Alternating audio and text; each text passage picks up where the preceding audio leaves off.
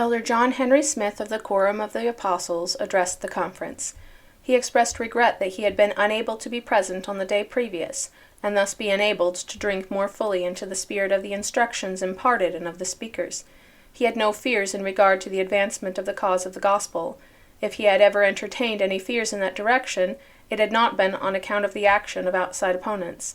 They had been incited by the indifference of many of the saints. On the other hand, he had been pleased to see the integrity evinced by the people when the shafts of hate had been directed against them from the outside. It had been held by the enemies of the church that it was useless to attempt to draw away from the faith those of maturer years, who were well grounded in it in theory, principle, and practice.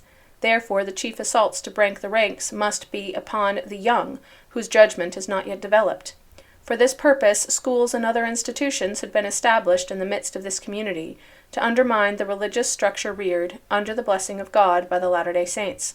So far as their education is concerned, many of us had left the care of our children to those who were of a contrary faith to that held by us.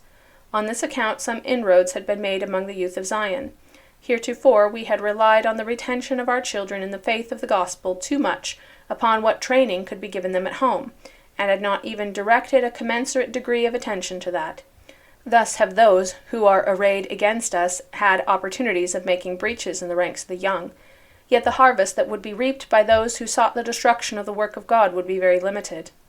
This was a day of fasting and prayer, and it should be a Pentecostal time, when there would be an outpouring of the power of God.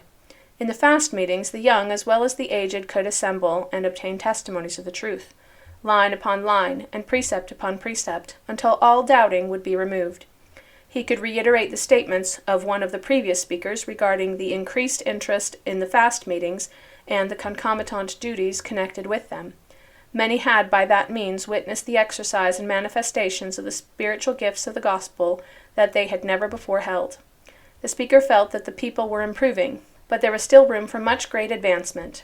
It was to be hoped that the time would come when the fast meetings would be so marked a feature of our worship that every Latter-day Saint businessman would at such a time close his place of business and attend with his family.